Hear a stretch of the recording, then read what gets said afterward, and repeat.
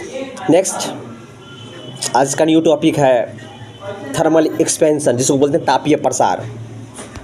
तापीय प्रसार मुख्यतः 3 प्रकार का होता है, 3 टाइप्स होता है थर्मल एक्सपेंशन का। फर्स्ट होता है रेखीय प्रसार गुणांक, सेकंड होता है क्षेत्रीय प्रसार गुणांक और थर्ड होता है आयतन प्रसार गुणांक। इस थर्मल एक्सपेंशन का 3 टाइप्स का रेखीय प्रसार गुणांक, क्षेत्रीय प्रसार गुणांक और आयतन प्रसार गुणांक।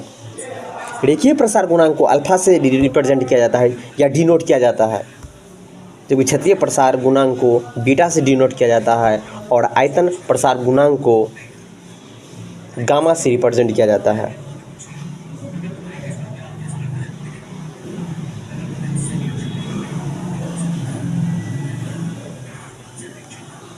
रेखीय प्रसार गुणांक जिसे अल्फा से रिप्रेजेंट किया जाता है, अर्थात अल्फा बराबर फॉर्मूला होता है कि अल्फा इजकल टू लंबाई में वृद्धि अपॉन मूल लंबाई गुणित ताप में वृद्धि।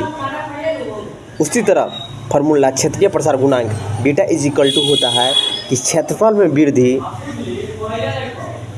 बट्टे मूल क्षेत्रफल मल्टीप्लिकेशन ताप में वृद्धि, और गामा बराबर होता है आयतन में वृद्धि अपॉन मूल आयतन गुने ताप में वृद्धि। तो आज का जो टॉपिक था वह थर्मल एक्सपेंशन था, जिसे तापीय प्रसार कहते हैं। तापीय प्रसार को 3 पार्ट में डिस्ट्रीब्यूटेड किया गया था।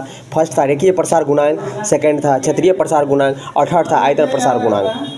तो आयतन प्रसार गुणांक, रेखीय प्रसार गुणांक जिसे अल्फा बोलते थे, उसका मैंने फार्मूला आपके सामने रिप्रेजेंट करने का प्रयास किया। अल्फा इजकल टू था लंबा में वृद्धि बट्टे मूल लंबाई गुने ताप में वृद्धि। बीटा बराबर था क्षेत्रफल में वृद्धि बट्टे मूल क्षेत्रफल गुणे तापमान में वृद्धि।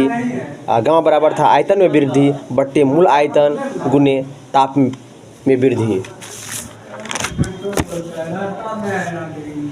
इसमें एग्ज़ाम के जो पॉइंट ऑफ व्यू से सबसे मैक्सिमम टाइम पूछे जाने वाला क्वेश्चंस है वो पूछा जाता है कि इस तीनों के बीच क्या रिलेशन है। अर्थात कहने का भाव हुआ कि रेखीय प्रसार गुणांक, क्षेत्रीय प्रसार गुणांक और आयतन प्रसार गुणांक के बीच क्या रिलेशन है। तो क्षेत्रीय प्रसार गुणांक को बीटा से रिप्रेजेंट करते हैं, रेखीय प्रसार गुणांक को अल्फा से और आयतन प्रसार गुणांक को गामा से। तो alpha is to beta is to gamma equal to होता है 1:2:3 का रेशियो रहता है।